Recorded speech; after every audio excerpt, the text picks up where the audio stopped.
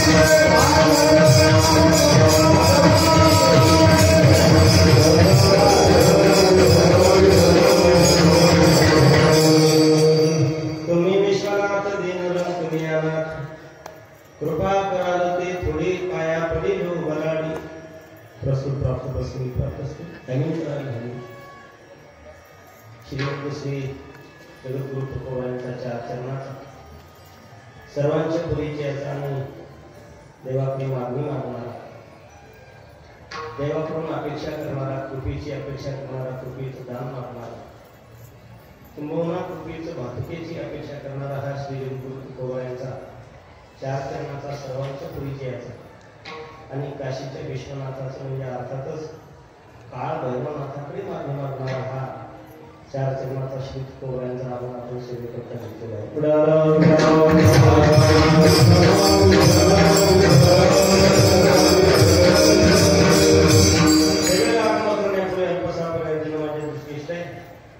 गेली अनेक वर्षाची परंपरा शेकडो वर्षाची परंपरा अनेक वर्षाची म्हटल्यापेक्षा शेकडो वर्षाची परंपरा जेव्हा अखंड हरिनाम सप्ताहाला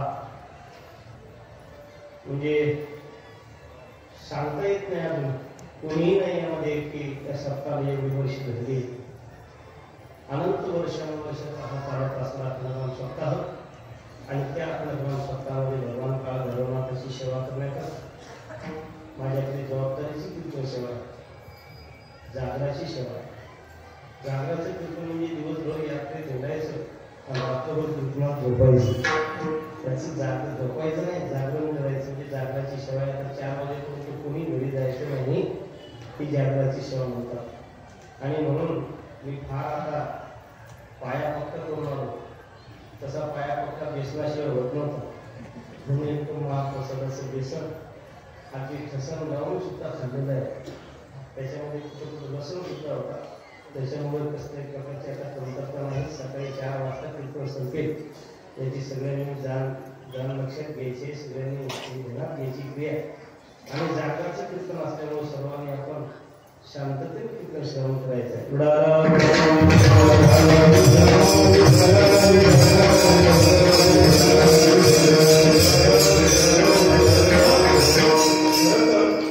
हा दरबार म्हणजे सत्याचा दरबार आहे. हा दरबार म्हणजे कृपेचा दरबार आहे. हा दरबार म्हणजे इथे आल्यानंतर ताबडतोब इच्छापूर्ती होणारा हा दरबार आहे. गेल्या वर्षी मी एका असंच प्रसंगाला तिथे दर्शनासाठी आलो होतो.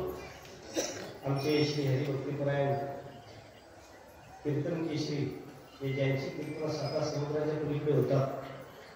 मागे ते दुबई रिटर्न होते आणि आता चक्क लंडनला सुद्धा ते जाऊन आले कीर्तनासाठी.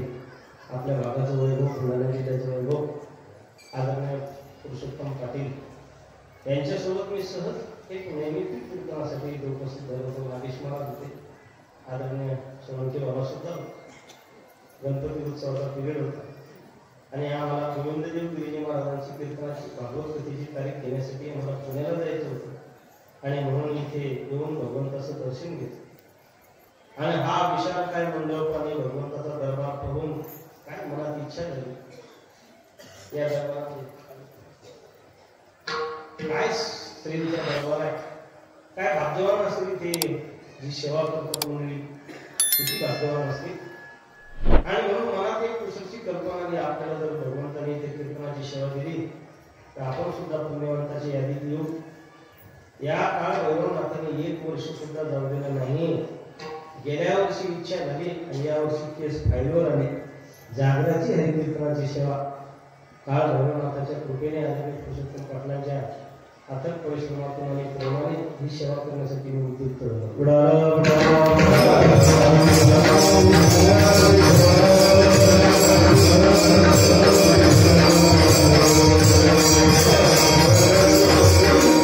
आणि म्हणून या सोहळ्यासाठी महाराष्ट्रातील संपूर्ण धर्मधुरी कीर्तनकार ज्येष्ठ श्रेष्ठ, माझ्यापेक्षा ज्ञानाने आश्रमाने श्रेष्ठ असणारे पूजनीय वंदनीय स्वामी बाबा आपल्या समोर उपस्थित आहे. नुकतंच त्यांनी नवीन जीवनाला आरंभ केलेला आहे. अशा पूजनीय महापुरुषांच्या समोर कीर्तन करणं म्हणजे खरोखर ही जबाबदारीचीच गोष्ट आहे. आणि त्यातल्या त्यात अति आनंदाची गोष्ट आजचं पोराचं कीर्तन आहे, म्हणजे बाबाचं कीर्तन आहे. त्याच्यामुळं एवढं काही घाबरण्यासारखी गोष्ट नाही. पोराकडून जर काही चुका झाल्या तर उद्या सकाळच्या कीर्तनात बाप नक्कीच दुरुस्त करणार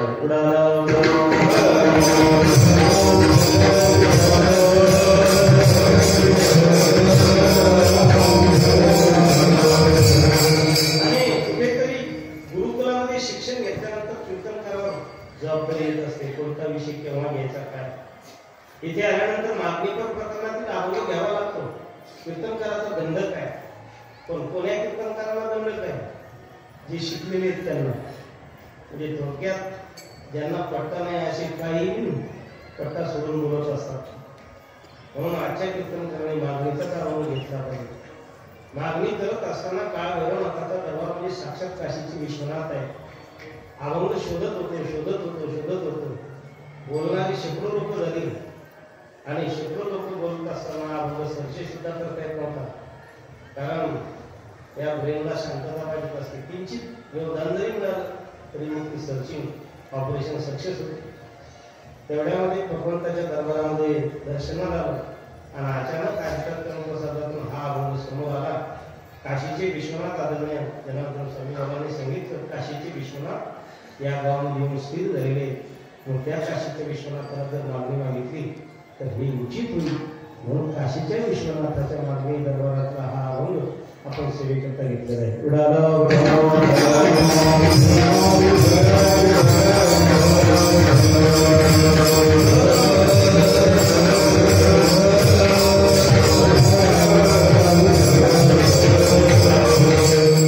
एरवी देणाऱ्यापैकी भगवान सदाशिव आहे, त्यांच्या व्यतिरिक्त देण्यासाठी माहीत दुसरा कोण आहे.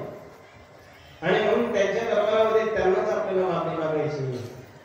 गेली अनेक दिवसापासून, अनेक वर्षापासून ही जी सेवा चालू आहे, या सेवेचं ऋण देवावर होत असते. ते मन पैरे कोणी अंगी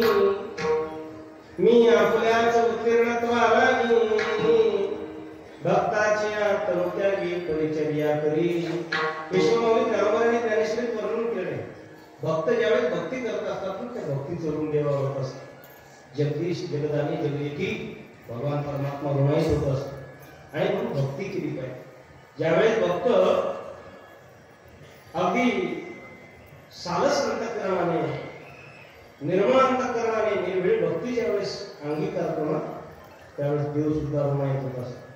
केवळ पैदे कोणी एवढी मी आपल्याच उत्तीर्णत्वाला की भक्ताची तनुत्याची परिचर्या करी. आणि मग त्या भक्तीचं ऋण झाल्यानंतर भगवंताला सुद्धा त्या भक्ताला देण्याची काहीतरी इच्छा होते. आणि म्हणून असेच ऋणाईत देव कित्येक देव या साधू संतांनी ऋणाईत करून ठेवलेले आहेत. पंढरीचा पांडुरंग असतील, काशीचे विश्वनाथ असतील. आणि म्हणून या साधू संतांचा अधिकार आहे. हे भीक मागत नाही, यांचा अधिकार आहे. कारण लेकराचा अधिकार पूर्णपणे असतो आई वडिलांना मागण्याचा. भगवान परमात्मा आई आहे आणि भगवान परमात्मा वडील आहे आणि संत ही त्याची लेकर आहे.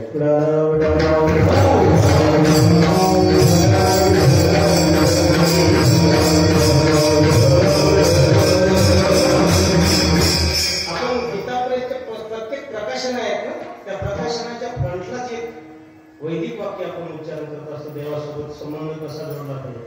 त्वमेव माताच पिता त्वमेव त्वमेव बंधुश्च सखा.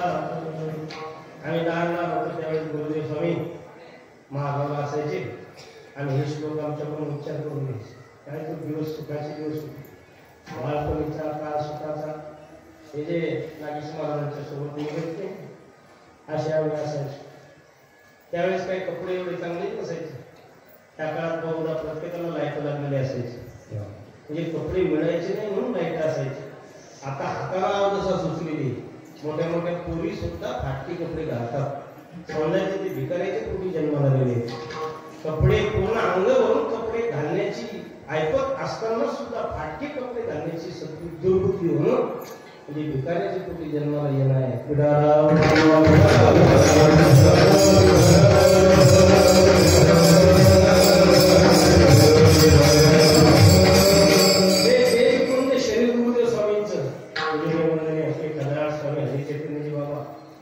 आजपासूनच तेजकुंड दिसतात कसं नाही.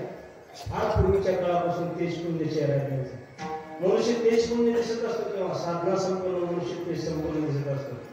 नाना प्रकारचे कॉस्मेटिक सौंदर्य प्रसाधनं लावून मनुष्य सुंदर दिसत नसतो. हे सौंदर्य वेगळं आहे आणि साधनेचं सौंदर्य वेगळं आहे.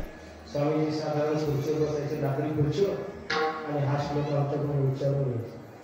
त्वमेव माता च पिता त्वमेव त्वमेव बंधुश्च सखा त्वमेव विद्या द्रविणं त्वमेव त्वमेव सर्वं मम देव देव.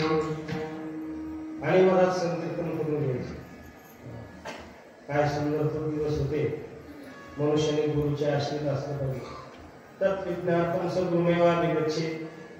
ते तत्वज्ञान जाणून घेण्यासाठी गुरुच्या कक्षेमध्ये राहिलं पाहिजे, गुरुच्या सन्निकर्षामध्ये राहिलं पाहिजे, गुरुच्या सानिध्यात राहिलं पाहिजे. त्यावेळेस कृती सोन्याची दिवस येत असतात.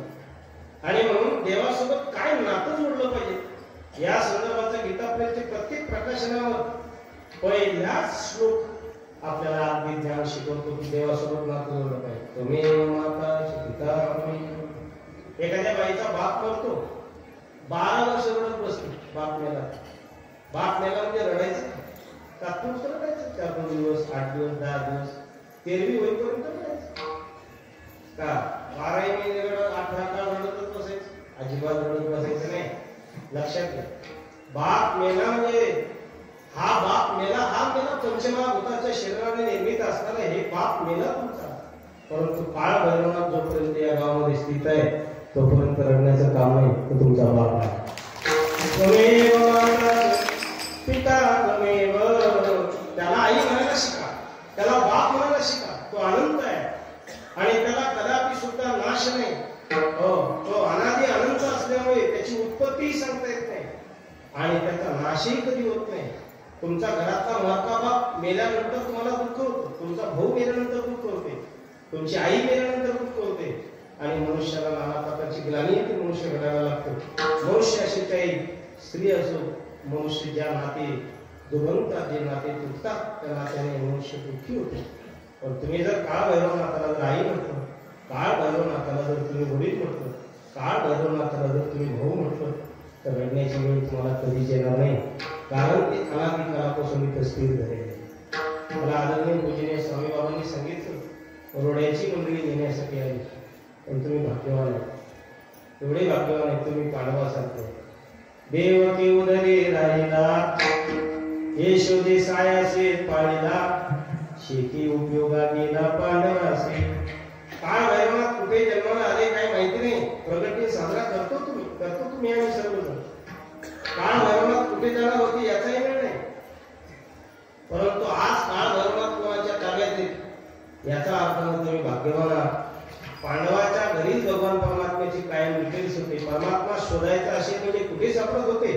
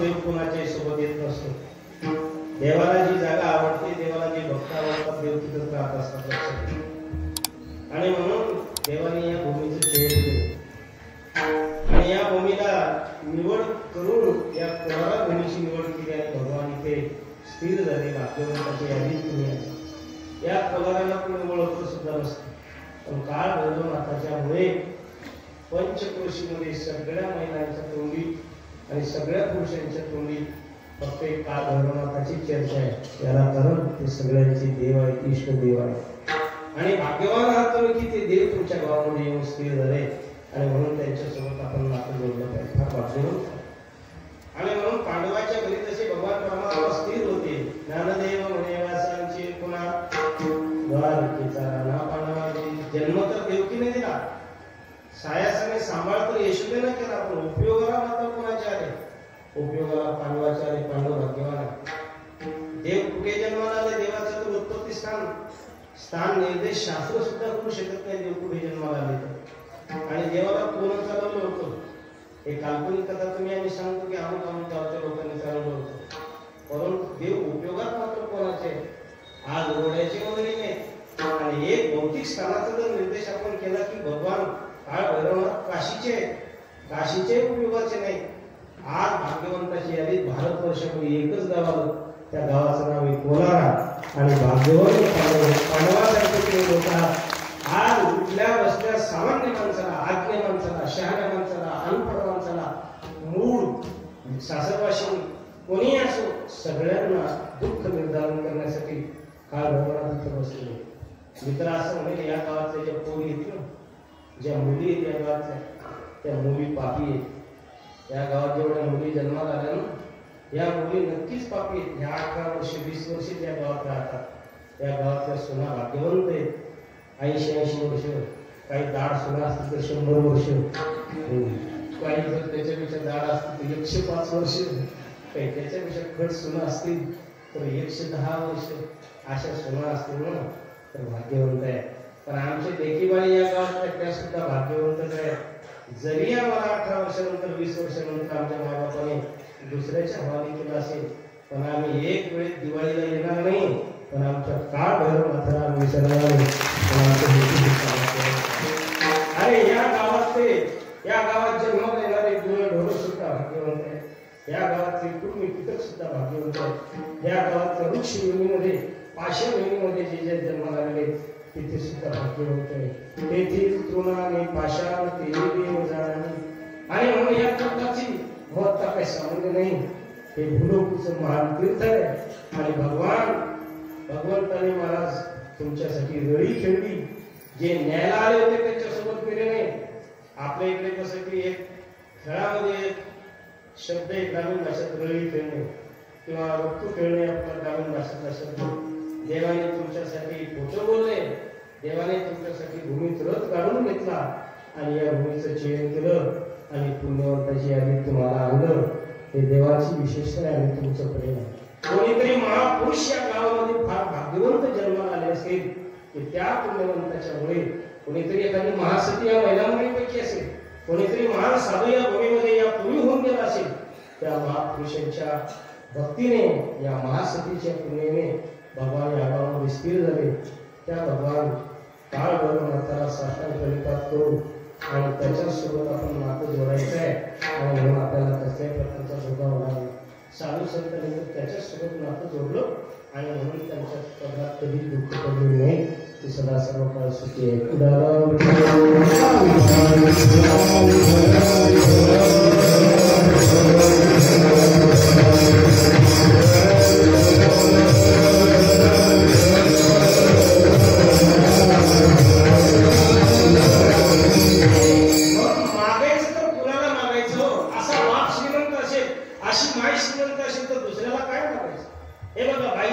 सासर गरिबीचा असतं ना चालतं, नवरा गरिबीचा असता चालतं, पण बाईचं माहेर श्रीमंत असलं पाहिजे.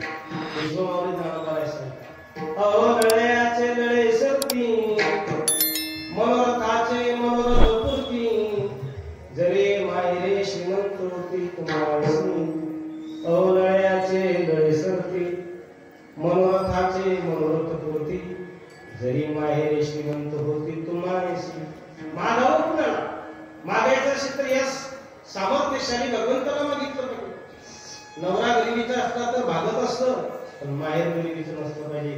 कारण माहेरच्या सगळ्या इच्छा पूर्ण करणारं कोण असतं तर माहेर असतं. आणि म्हणून सासरवासी स्त्रीला जास्त काय आवडतं? माहेर आवडतं. नुकताच एक महिना होऊन गेला, त्या महिन्याचं नाव भाद्रपद महिना. महिला त्या ठिकाणी पिपरी वाजवायच्या आणि गाणे म्हणायचे. पिपरी वाजवून गाणे म्हणायचे, पण एका गाण्यामध्ये 50 वर्ष माहेरचं नाव येतं. भाद्रपदाचा महिना अमावलींना आनंदाला भावती बोले शंकराला कळलं आपल्या. हे गाणे जर म्हटले तर 25 गाणे माझ्या पाठीत, पण हे जर सगळे सांगितलं तर तुम्ही म्हणता मा काय बायामध्ये राहतात काय. हेच मला अशी भीती वाटत नाही, म्हणून आता तुमची गाणी म्हणत नाही. पार्वती बोले शंकराला कळलं आपल्या मायेला असं इतकं सर्व वर्णन कशासाठी असतं.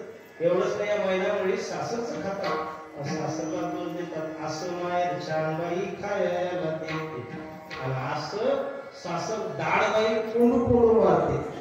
म्हणजे काकड्यातला दुसरा यायचा पाठी त्या सासर जो नवरा लुटी घेतो, जो नवरा सगळे इच्छा पूर्ण करतो, त्या नवऱ्याला दाड म्हणतात. त्या नवऱ्याच्या गावाला दाड म्हणतात. आणि माहेरला छान म्हणतात त्याला सगळ्या महिलांना माहेर का आवडतं, माहेरून इच्छा पूर्ण होत असतात. आणि म्हणून या सगळ्या महिलांचं माहेर मामा सगळ्या महिलांचं माहेर काळ भैरवनाथ असल्यामुळे मागायचं असेल तर त्याला मागितलं पाहिजे. आम्ही आळी करे प्रेम सुखाची आणि आम्ही आळी करे आळी कर म्हणजे काय इच्छा करणारे भक्त हे इच्छा करणारे लेकर आहेत आणि आळी पूर्ण करणारा भगवान परमात्मा म्हणजे काळ भैरवनाथ आहे. तुका म्हणे आम्ही जे जे इच्छा करू ते जया ते काम देणू माय तयासी अप्राप्य काय आहे म्हणून मी प्रवर्तो नाही ये ज्याची काम देणू माय असेल त्याला काय कमी असणार आहे महाराज. म्हणजे श्रीगुरु माय झाला किंवा भगवान परमात्मा माय झाला. काम देणू ही ज्याची दारामध्ये दुखते त्याला कसल्याही प्रकारचं कुणालाही मागायचं काम नाही. म्हणून आजच्या वरून श्री जगद्गुरु कोणाला मागतात. याच काळ भैरवनाथाच्या मुख्य विग्रहाला काशीच्या विश्वनाथाला मागणी मागतात आणि त्यांचं वर्णन करतात. तुम्ही कशा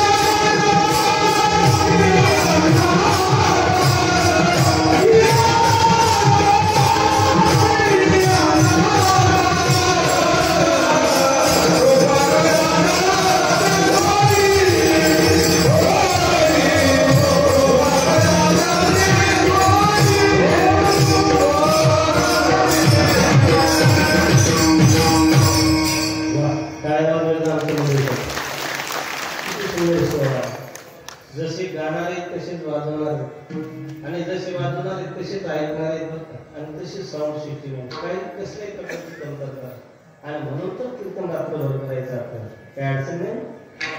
तुम्ही विश्वनाथ दीन तुम्ही कुणाला मागवलं तर विश्वाच्या नाथाला मागतात.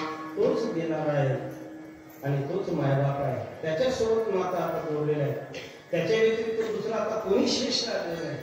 तोच तुम्ही सर्व मम देव तोच माझं सर्वस्व आहे आता. आणि त्याच्यापासून दुसऱ्या या विश्वामध्ये दुसऱ्याजवळ काही नाहीही किंबहुना त्याच्या व्यतिरिक्त दुसरी वस्तूच्या विश्वामध्ये शेष नाही. पण मागायचं असेल तर आम्ही त्यालाच मागू. आणि मनुष्य तुकोबाई काशीला जातात किंवा काळ भैरवनाथाच्या समोर जातात आणि मागणी मागतात. आणि मागणी मागायची असेल तर त्या ज्याला मागायचं आहे याचकाने दात्याचा आधी मुक्त कंठाने स्तवन करावं लागते, स्तुती करावी लागते. स्तुती केल्या विना कोणी कुणालाही काही देत नाही. नागरे बाबा सारखे जुने कीर्तनकार लोक कीर्तनातून नेहमी एक गोष्ट सांगायचे. मी सांगून अगदी तुमचा वेळ घेणार नाही, परंतु जुने कीर्तनकार नेहमी वृत्तांत सांगायचे. एखाद्या बाईला जर ताक पाहिजे असेल तर तिला तिच्या शंभर लेकरासह वर्णन करावं लागतं. शंभर लेकराचं सुद्धा बाई तुझा वर्ग फार सुंदर आहे, लय लेकर पाहिले मी आणि लय लेकराच्या नाकात शंभरही पाहिला, पण त्या लेकराच्या नाकाचा शंभर म्हणजे काही वेगळाच. काही लेकराचे शंभर काय म्हणजे एका निमुळीने दबला शंभर आमच्या कामाला नाही बाई. त्या पोराच्या नाकातला शंभर म्हणजे एकदम बरोबर टायमिंग येते. एक गोळी खाली एक गोळी गोळी गंगा यमुना तिथे सरस्वती मुक्त असे नाही का. म्हणजे फार सुंदर आहे. ताक जर आणायचा असेल तर त्या पोराच्या शंभरासह वर्णन करावं लागतं. विश्वाच्या मालकाकडून काहीतरी दान मागायचे, कृपेचं दान मागायचे, त्याचं स्तवन करावं लागेल. आणि ते स्तवन काही अयोग्य नाही, तो तर अनंत गुणनिधान आहे. अनंत गुणनिधान भगवान परमात्म्याचं गुण वर्णन करावं लागतील, नंतर तो आपल्या पदरामध्ये कृपेचं काम सोडणार आहे. भगवान परमात्मा इतके गुण कुणातच नाही. या भगवान सदाशिव इतके गुण पुन्हा आपले गुरुदेव स्वामी एक श्लोक शिकायचे. बैल मानवला फार सुंदरचा श्लोक आहे. अशीत गिरी सममच्या कजगम सिंधू पात्रे सुरतरोद शाखा लेखनी पत्रमुली लिखती यदि गृहीत्वा शारदा सर्वकारुं तदपि गुणाना निष्पादयाति. हा श्लोक स्वामीचं तोंडून आहे. स्वामीजीचं साधना संपूर्ण मोठं आहे. गुरुदेव स्वामींना महिमा स्तोत्र जर म्हणायला सुरुवात केली ना तर पाषाण हृदय माणसाच्या डोळ्यातून सुद्धा भाषण पडते. आम्ही भाग्यवंत कोरोनाच्या कालखंडामध्ये 5-10 विद्यार्थी होते आश्रमामध्ये आणि स्वामीजी प्रत्येक कार्यक्रमामध्ये सहभागी होते. आणि त्या कालखंडामध्ये स्वामीजींनी कृपा करून आम्हाला त्या सोहळ्यामध्ये सहभागी करून घेतलं. आणि म्हणून अतिशय जे पूर्वीचे दिवस होते ते दिवस या काळामध्ये लोक बघायला भेटले. मोठी लोकांनी पदरात घेतल्यानंतरच असं दान मिळत असतं.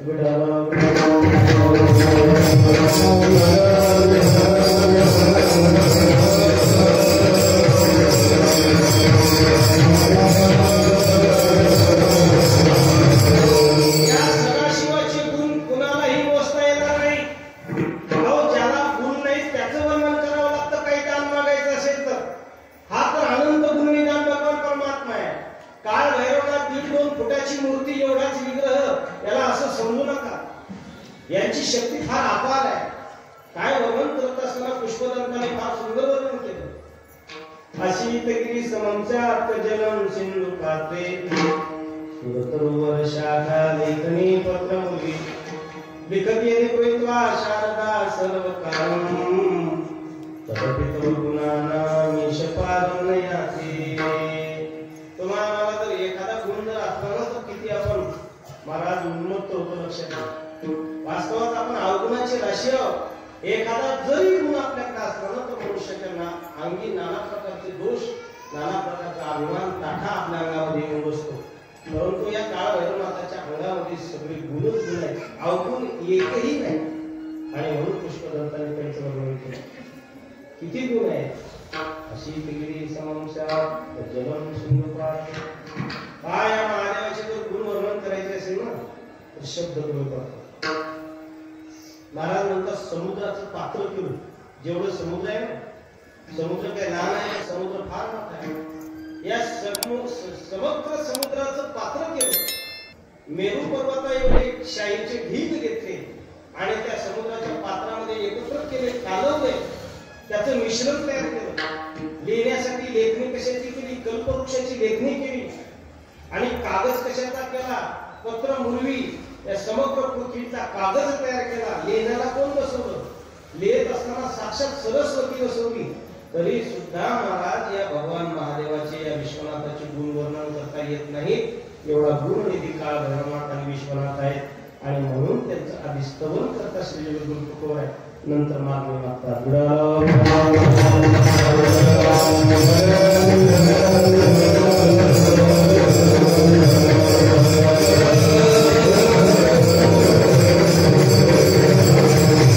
आपल्याकडे जर एखादा जरी गुण असला ना तर नाना प्रकारच्या अहंकाराने आपल्याला वेढलं जातं. नाना प्रकारचे दोष आपल्या पदरात येऊन पडतात. आमच्या गावामध्ये एक मनुष्य आहे, त्याला बाज विणण्याची कला आहे.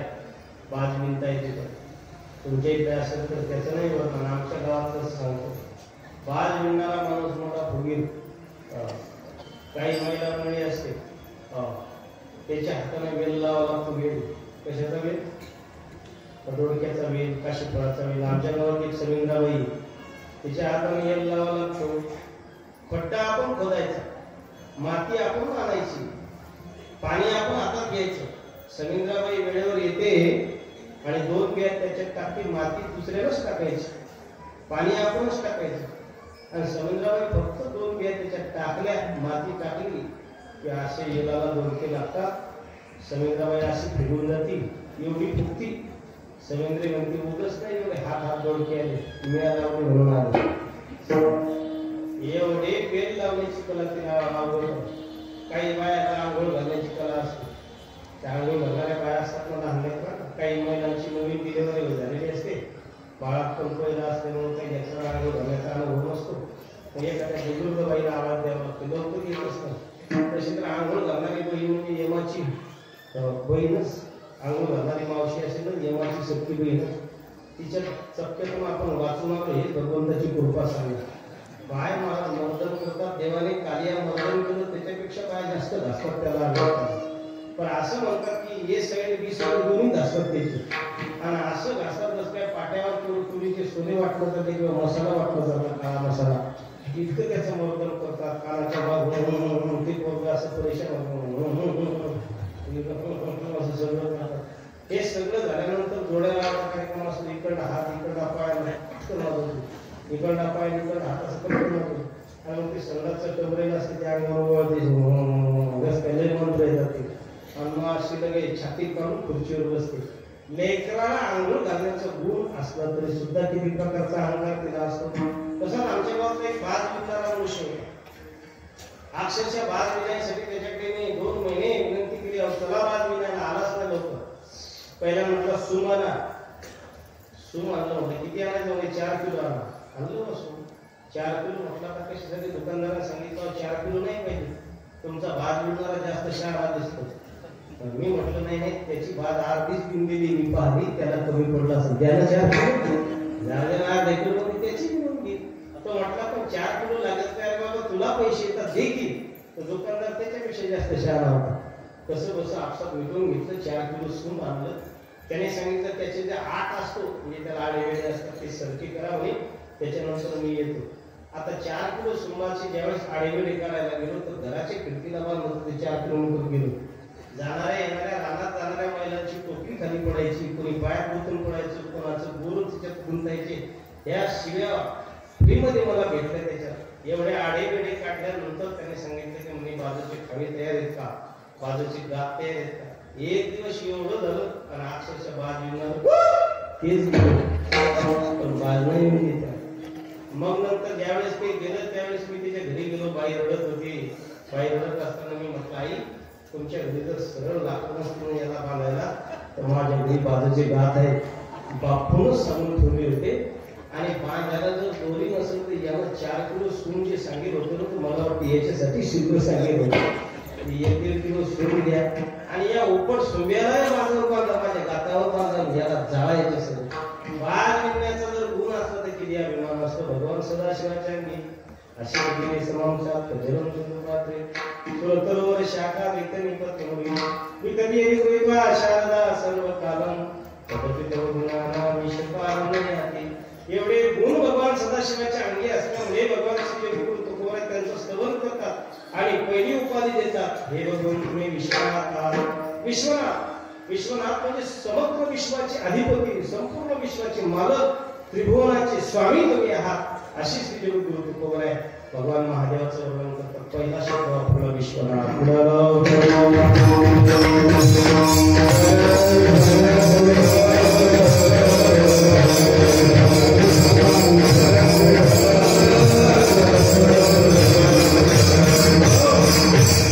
विश्वनाथ ही संज्ञा श्री जगद्गुरु तुकोबाराने भगवान महादेवाला बहाल केली.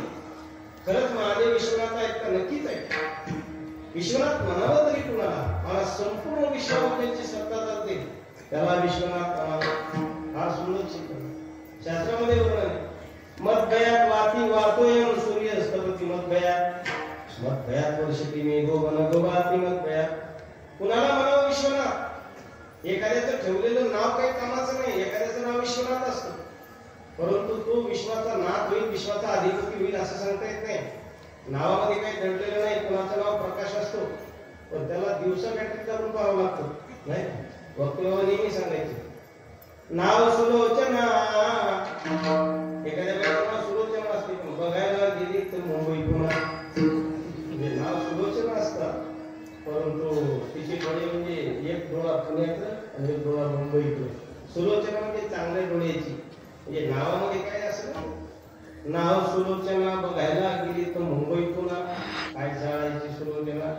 फार सुंदर सांगायची. बाबा गेले ना म्हणूनच मोकाट लोकांना त्या ठिकाणी फावते आणि महिला कीर्तनकारांना सुद्धा फावते. अजून 20 वर्ष जर बाबा असते ना ती एकही महिलांनी इतकी कीर्तन सुद्धा केली नसते. बाबांची ती शिस्त होती, बाबाचा तो संयम होता, बाबाचा तो त्याग होता आणि बाबाचं ते वागणं होतं. म्हणूनच त्यांना भीष्म पितामह वारकरी संप्रदायाचं सर्वांनी त्या ठिकाणी उपाधी त्यांना दिली आणि अगदी त्याला साधे चैतन्य होते. नाव गंगाधर होळीला पत्ता नाही महिनाभर. नाव गंगाधर तरी असते पण होळीला पत्ता नाही महिनाभर नाही. म्हणून नावामध्ये काय ठरलेलं नाही. विश्वनाथ हे जे नाव श्री कुमार ही जी पदवी दिली भगवान सदाशिवाला उगाच नाही. मधवयात वाते वातोय हे संपूर्ण सृष्टीचं वायुचक्र आहे. ते कोणाच्या सत्तेनं महाराज सगळं चलनवलन करते. वायू विचरण पावते, इकडे तिकडे इकडे तिकडे फिरते हवा. आणि म्हणून आपल्याला कसल्याही प्रकारची ऑक्सिजनची कमतरता नाही. कोरोनाच्या कालखंडामध्ये ऑक्सिजनची लेवल कमी झाली की प्रत्येकाची ऑक्सिजनची लेवल कमी व्हायची. आणि म्हणून गडकरी साहेब वगैरे सगळ्या मोठ्या मोठ्या नेते लोकांनी ऑक्सिजनचे प्लॅन्ट उभे केले आणि प्रत्येकाला ऑक्सिजन पुरला पाहिजे ऑक्सिजनची सिलेंडर उपलब्ध करून दिली. फार महत्वाची गोष्ट आहे. ऑक्सिजनची लेवल जर कमी झाली तर माणसाला मरायला उशीर लागत नाही. पण ऑक्सिजन म्हणजे वायू त्यांच्या ताब्यात आहे. हे भगवान सदाशिव आहेत, ते भगवान काळभैरव आहेत. म्हणून मत भयात वाती वातोय सूर्यस्तपती मत भयात. सूर्य कोणाच्या सत्तेने तापतोय. सूर्यावरही ज्यांची शक्ती आहे ते भगवान सदाशिव. तमेव भांतम अलवाति सर्व तस्य भासमिदं सर्वं विभाति.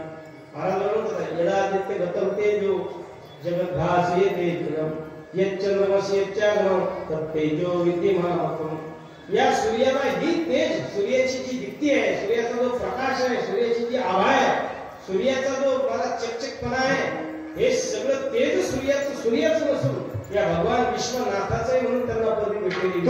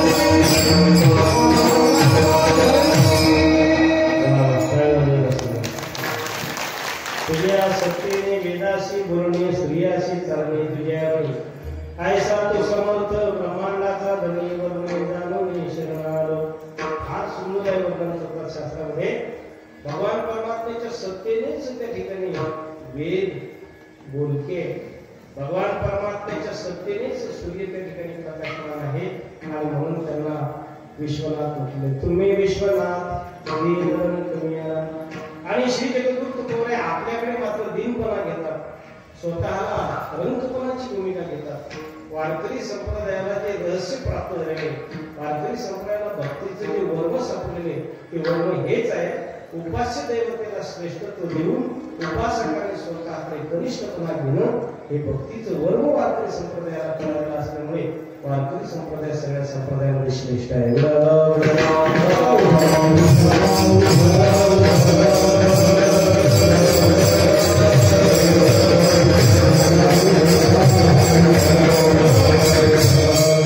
शास्त्रामध्ये वर्णन आहे, पोरगा कधी बापापेक्षा श्रेष्ठ होऊ शकत नाही, पत्नी कधीही मालकापेक्षा श्रेष्ठ होऊ शकत नाही.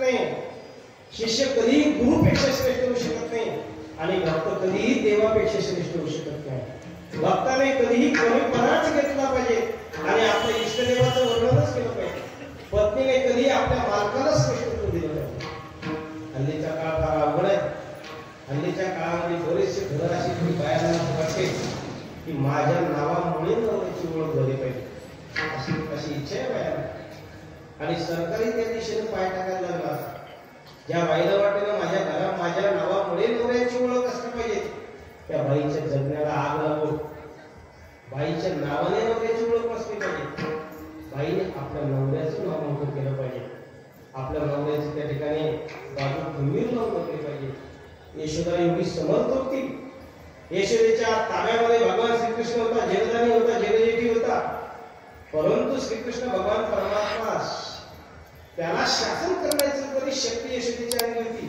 पण यशोदेने स्वतःला कधीच मला श्रेष्ठपणा घेतला नाही. यशोदेने कधीही आपल्या लेकराला शिकवत असताना मालकाचाच मोठेपणा सांगितलेला आहे.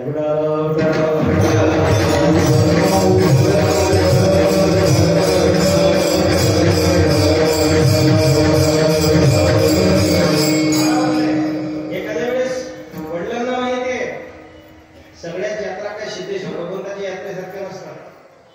वडिलांना माहित असते की अमुक यात्रेमध्ये आपला पोरगा गेला नाही पाहिजे. पण आई काय करते की जा तुला काय करायचं. पोरगा म्हणतो मम्मी मला यात्रेला जायचंय पण पप्पा नाही म्हणतात. आई म्हणते पप्पाचं काय करायचं. पण मम्मी पप्पा जर नाही म्हणतात तर मग पैसे कोण देईल. आई म्हणते मी आहे ना जिंदाबाद, मी असल्यावर तुला काय. अगं आई पण पप्पा नाही म्हणतात तर तुला काय टेन्शन घेऊ नको, पप्पाचं मी बघून घेते. आपल्या पर्स मध्ये 5-10 रुपये मुलांना देते आणि खुशाल बाहेर फिरायला पाठवते. ज्या आईने लेकर डोक्यावर घेतली ना आज तेच लेकर स्वयंपाकाचे धरले. आईने नेहमी ही आपला धाक तर दाखवलाच पाहिजे पण आपल्या मालकाचा धाक दाखवून मालकाचं मोठे परिसिद्ध करेल. त्या बाईचं कीर्ती जगामध्ये निर्माण होत असते.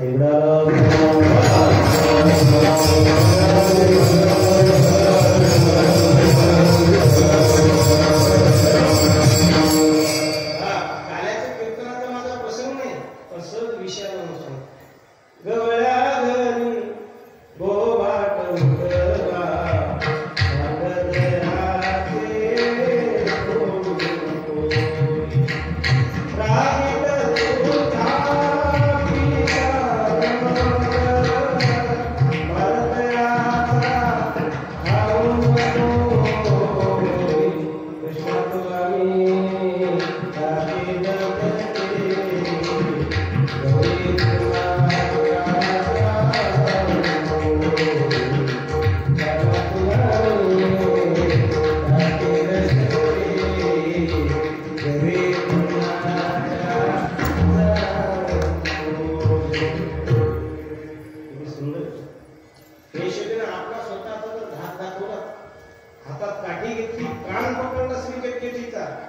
आणि समजावून सांगत होते कृष्णाच्या घरी जाऊन नको.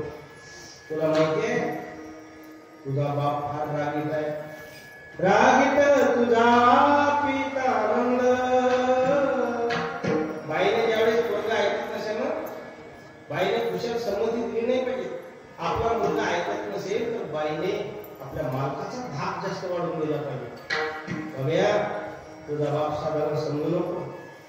असं तुझा बाप म्हणतो ना जाऊ नको तर जाऊच नको. असंच एकदा तुझा बाप मला म्हटला तर माहेरी जाऊ नको. मग मी पिशवी भरली आणि कोलारा फाट्यापर्यंत गेली.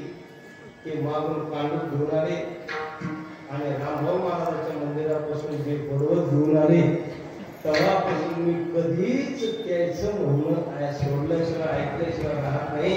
पण बघ्या तू पण ध्यानात घे तू त्याच्या नादी लागू नको. बाईने आपल्या मालकाचं नाव केलं.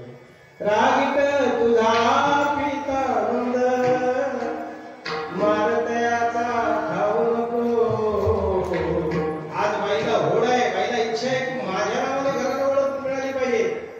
ओळख मिळेलही कर्तृत्व तेवढं लागेल. काय भैरवनाथाचा दरबार आहे. क्षमा मागून बोलतो. महादेवाला कोणी ओळखत नाही. कोणी ओळखत नाही महादेवाला.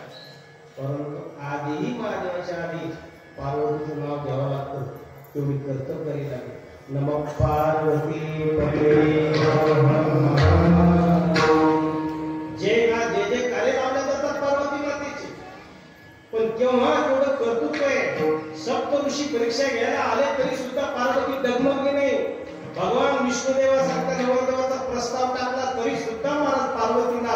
लालच सुटलं नाही. पार्वतीने ठाम निश्चय केला होता, माझा मालक म्हणजे हिम्मत जामा भगवान सदाशिवच आहे, कैलासाधिपती भगवान सदाशिवच आहे, साम सदाशिवच माझे मालक आहे. त्यांना तुम्ही वरणारे, इतरांना वरणार नाही. आणि या परीक्षेत ती उत्तीर्ण झाली आणि सदाशिवचे मालक बनले. लक्षात घ्या, बाईने केव्हा आपल्या मालकाचं मोठेपण केलं पाहिजे. बाई काहीही झाले तर मोठ्यापेक्षा मोठी होऊ शकत नाही आणि मोठ्या होण्याचा भाव करू नये. पोराने काहीही केलं तर बापापेक्षा मोठेपणा मिळवण्याचं काम करू नये. पोरगा बापापेक्षा मोठा होऊ शकत नाही. शिष्य किती मोठा झाला तरी गुरुची बरोबरी करू शकत नाही. गुरुजवळ एक हात असा असतो की त्या हाताने तो शिष्याला जागेवर चित करू शकतो. आणि म्हणून कधीही शिष्याने हे मोठेपण ध्यानात घेतलं नाही पाहिजे. यावर्षी गुरुदेव स्वामी पुरस्कार सत्काराला आपल्या आचार्यांची त्या ठिकाणी पुण्यतिथी साजरी केली. ज्यावेळेस एक गुरु आपल्या गुरूंचं त्यावेळेस पुण्यस्मरण साजरं करतो त्यावेळेस गुरु संप्रदाय परंपरा याने उज्ज्वल होत असते. शिष्य शिष्य आहे, गुरु गुरु आहे हे ध्यानात घेतलं पाहिजे. आणि म्हणून वारकरी संप्रदाय रहस्य प्राप्त झालेले आहे. उपास्य दैवत नेहमी श्रेष्ठ आहे आणि उपासक कमी कनिष्ठ आहे. आणि म्हणून श्री जगद्गुरु तुकोबाराज भगवंताला विश्वनाथ म्हणतात, स्वतःला म्हणतात दीनरंग कमियानाथ. वारकरी संप्रदायाचं रहस्य.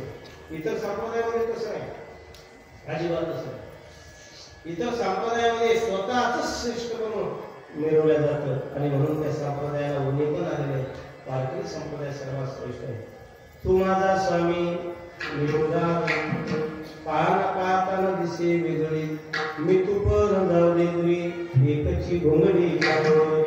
स्वतःला रंगपणाची भूमिका घेऊन काशीच्या विश्वनाथाला विश्वनाथ ही पदविशी गुरु तुकोबाराज देतात. तुम्ही विश्वनाथ दीनरंग कमियानाथ काय दान मागतात त्या अभंगाच्या दुसऱ्या चरणात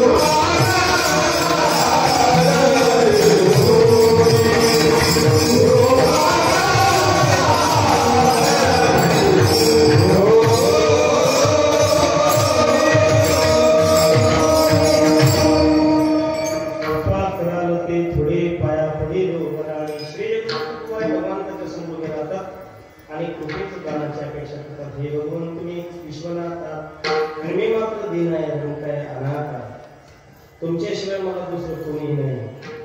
विठ्ठल मायबाप होता, विठ्ठल भगिन्याने गाता, विठ्ठले विना चाड नाही होता, आता मज नाही दुसरे. तुमच्याशिवाय दुसरं मला कोणीही नाही. मी अनाथ आहे, मी धनुक आहे आणि मी दीन आहे. आणि नाना विशेषण आपल्या स्वतःला लावून दीनपणाची भूमिका घेतात आणि आपल्या उपाशी देवताला श्रेष्ठत्व म्हणून करून कृपेचं दान आपल्या पदरात पाडून घेतात. मला एक दान द्या की मी कृपेचं कृपाचा थोडी पाया पडी बराडे. मी मात्र नीच सेवक आहे तुमचा. बराडे म्हणजे नीच सेवक आहे. मी काही कसल्याही प्रकारची उंचपणाची भूमिका घेतच नाही, नीचपणाची भूमिका घेतात. ज्याला काहीतरी मिळवायचं आहे त्याला नेहमीच लहान व्हावं लागतं. लहान झालेल्या माणसाला नेहमीच पदरात काही ना काही पडत असतं. म्हणून लहानपणाची भूमिका नेहमी घेतात.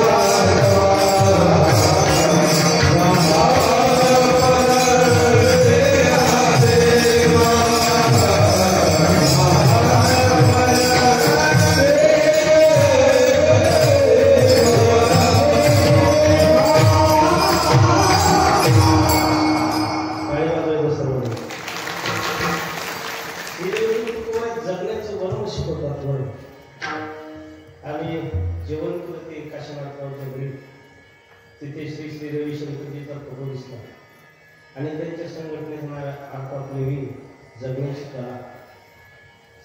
कला खरं कोण शिकवते माहिती आहे? श्री गुरु जगण्याची कला शिकवत असतात आणि म्हणून शिकेल तुकोबरा आपल्याला जगण्याची कला शिकवते. लहानपणा देगा देवा गणित आले ना तर देवाच्या प्रमाणात लहान झालं आणि म्हणून या सप्ताहाचं नियोजनच गावचा राजा करतो. सरपंच आहे. सरपंच म्हणजे गावातलं प्रथम नागरिक असतो सरपंच. प्रत्येक कमिटीचा तो गुरुशिस्त सदस्य अध्यक्ष असतो. मूळ गावात गेला कदाचित या गावामध्ये काही मोदी साहेबांना जरी काही काम करायचं असेल तर आधी सरपंचाची एनओसी लागते. एवढं पद मोठे सरपंच असतो. पण ते सरपंच सप्ताहाचं जर नियोजन करत असेल तर लहान होऊन केलेलं काम आहे आणि म्हणून ज्या वेळेस लहान होऊन काम केलं जातं ना त्यावेळेस निश्चित यश संपादन म्हणून तुम्हाला जगण्याचे कला. लहानपणा देगा देवा मुंगी साखर मोठे मोठे श्रीमंत लोक आहेत तुमच्या बुलढाणा जिल्ह्यामध्ये तर सगळी मोठीच लोक आहेत. किती मोठी लोक आहेत. बुलढाणा जिल्ह्याचा बहुमान एवढा वाढला की लंडन मध्ये फिरतात. सामान्य गोष्ट समजू नका. प्रत्येकाच्या स्टेटसवर ही गोष्ट पाहिजे होती. पुरुषोत्तम पाटील लंडन मध्ये कीर्तनाला चालले. प्रत्येकाच्या स्टेटसवर नसलं तरी घरी जाऊन टाका. नसलं तर मोबाईल भरून टाका.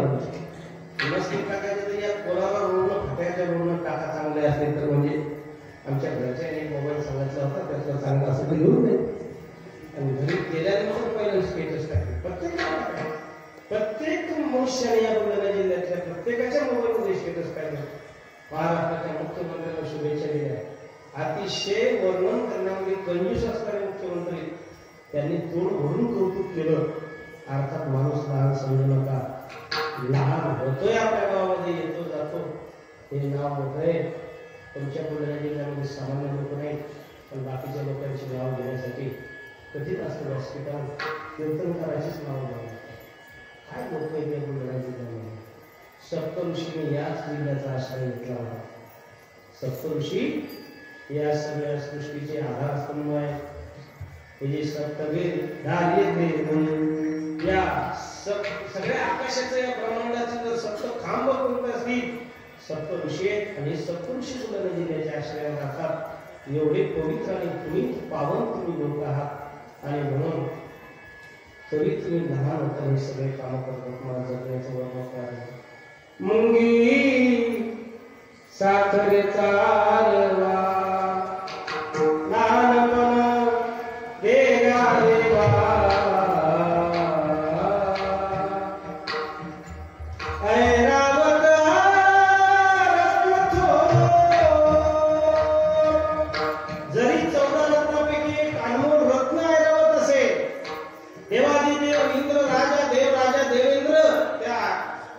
हत्तीवर बसत असे देवेंद्र फडणवीस नाही, तो खुर्चीवर बसतो. परंतु देवेंद्र म्हणजे देवाचा राजा अधिपती इंद्र, तो त्या हत्तीवर बसत असेल. पण त्यासी अंकुशाचा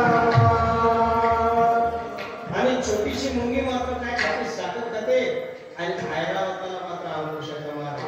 या महिला मंडळी जुन्या काळात मंदिरावर येत असताना पंचकाळा न्यायच्या. आता पंचकाळा नाही, कोणाचं पर्स आहे, पर्स तर टिकची जो काय असं बाबा त्या पर्स मध्ये. एकदा मी देवाच्या दर्शनाला गेलो, देवा म्हणून देवा त्या बाईच्या पर्स मध्ये नेमकं काय ते काय संधी देवा.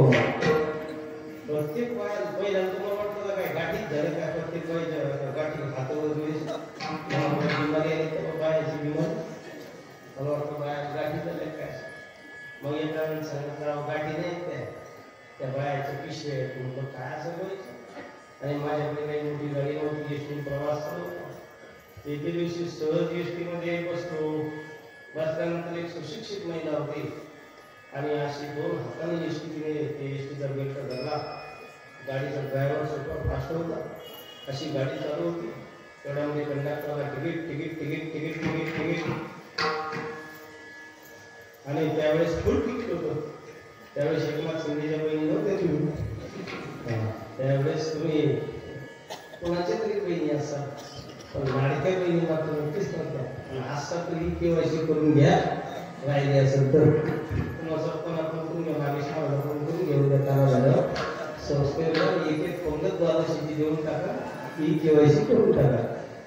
तुम्हाला लाडक्या बहिणी नव्हत्या तेव्हा तिकीट फुल होतं.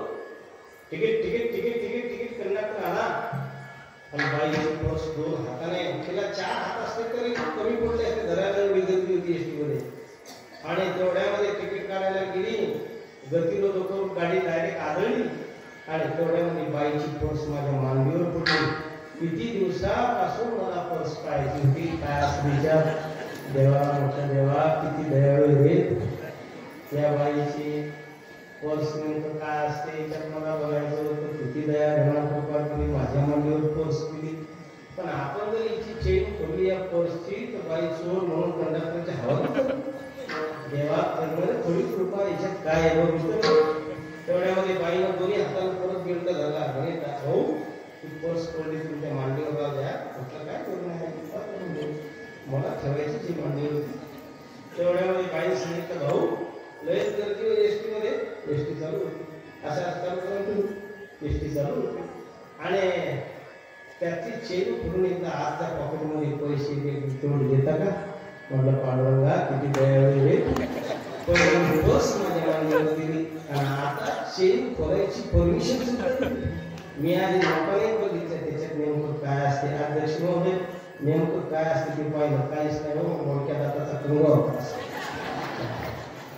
आणि फेऱ्यान लावली तर अशी होती शिजर करून काढली होती.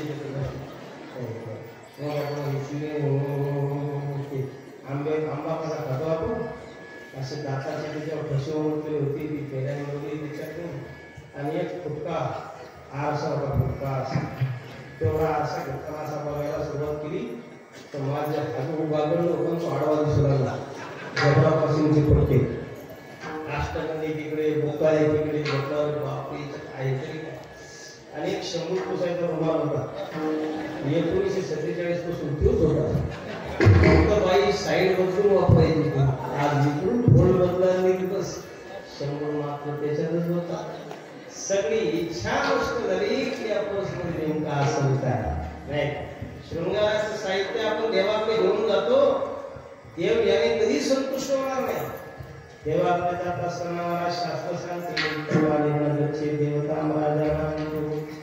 गुरुकडे जात असताना रिकाम्या हाताने जाऊ नये, देवाकडे जात असताना रिकाम्या हाताकडे जाऊ नये, राजाकडे जात असताना रिकाम्या हाताने जाऊ नये.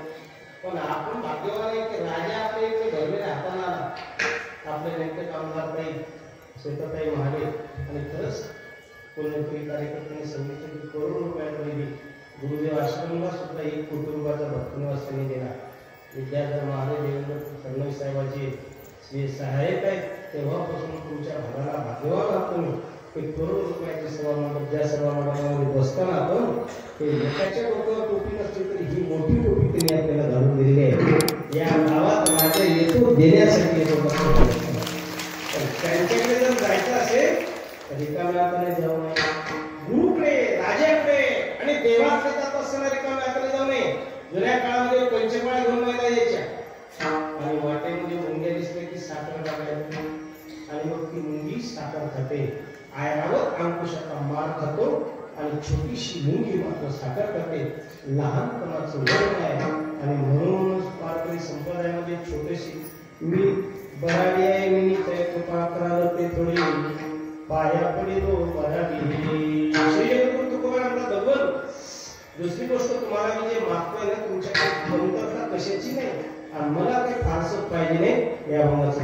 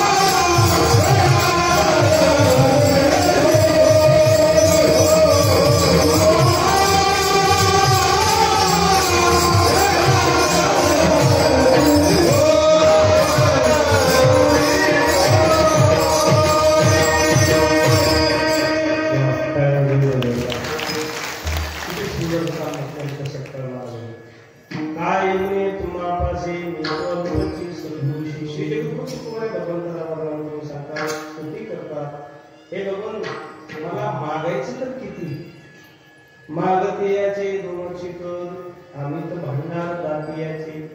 मला मागत असताना माझ्याकडे मात्र घ्यायला दोनच हात आहेत आणि तुला देण्यासाठी किती हात आहेत. साईनाथ तेरे हजारो हात. साईनाथ म्हणजे शिर्डीचे साईनाथ नका समजू, म्हणजे त्यांची किंमत करायची असा विषय नाही.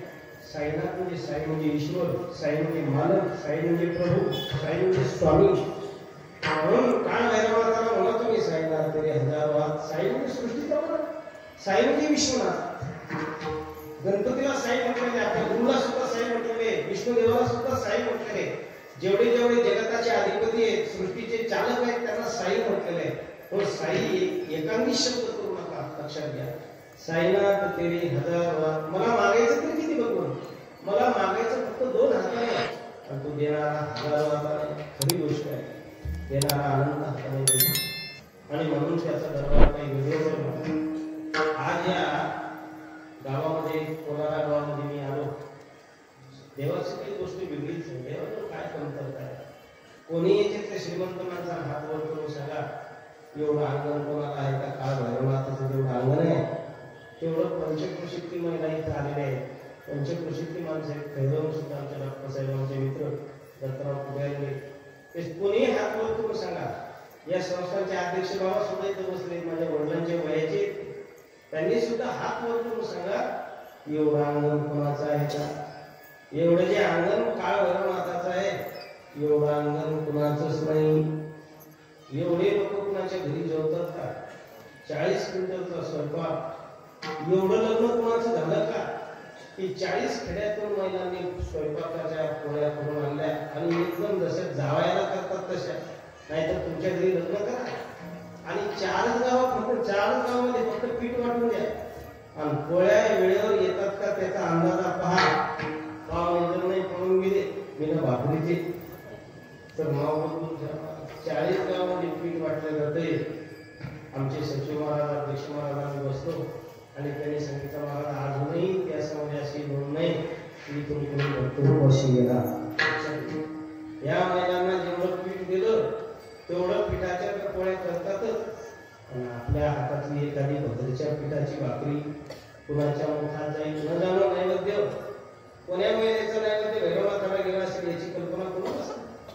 इथे सगळ्यांच्या पोळ्या एकत्रित येतात आणि त्याच्या अचूक पोळ्या काढल्या जातात आणि त्या काळ भैरवनाथाच्या समोर ठेवल्या जातात. याच्यातली अशी कोण भाग्यशाली महिला असेल, कोण महासती असेल, कोण पुण्यवान माऊली असेल, कोण्या तिच्या नवरदेवाला पाणी आणून दिलं असेल तिला स्वयंपाक करा, कोण पुण्यवान असेल तू पाणी आणून दिला हसायला लागले म्हणजे पाणी आणून देता म्हणजे तुम्ही याचा. कोण महिला असेल की तिने स्वयंपाक केला आणि काळ भैरवनाथाला खरंच भाग्यवंत करतो. याच्यातला स्वामीजी महाराजांसारखे कोणी प्रसाद घेत असेल, कोणी याच्यात कोण साधू असेल काही सांगता येत नाही, कोणी याच्यामध्ये कोण महासती असेल सांगता येत नाही. आणि म्हणून देवाचा दरबार काही वेगळा आहे. आपल्या घरी एवढं नाही, आपल्या घरी एवढे विचारत नाही, आपल्या घरी एवढं अंगण नाही, आपल्या दारामध्ये एवढा वृक्ष नाही. भगवंताच्या दारामध्ये वड वृक्ष पिंपळ हे सुद्धा खुशाली विचारतात. आपल्या दारामध्ये एवढा एवढा आंबा लावलेला आहे 1947 पासून तसंच नारळ लावलेले बाईचे दुसऱ्या नारळ तसंच. बाबा कधी लावलं मेला नको तेव्हा लावलं नारळ केव्हा येतील तू मेल्याशिवाय येत नाही. आणि इथला वृक्ष कोणा लावलेला आहे इथल्या सगळ्यांचं त्याच्याजवळ डिटेल्स आहेत. लहानपणी कोण कोण कसं खेळलं, इथून कोण पुऱ्या घरी नेल्या, इथून कोण व्यसनाच्या बाटल्या घरी नेल्या, कोण कणगेत लपवून ठेवल्या, हे सगळे तुमचे डिटेल्स या वृक्षामध्ये. म्हणून देवाच्या दरबारात काही करू नये. काय म्हणजे तुम्हापाशी मी तो अल्पची संतुष्ट. देव काहीही देऊ शकतो. एक भक्त होता भगवान सदाशिवाकडे गेला, इच्छा काहीच नव्हती त्याला. 5 वर्षाचा होता. श्री जगद्गुरु तुकोबांनी त्याचं वर्णन केलं. अनेक उपमन्यू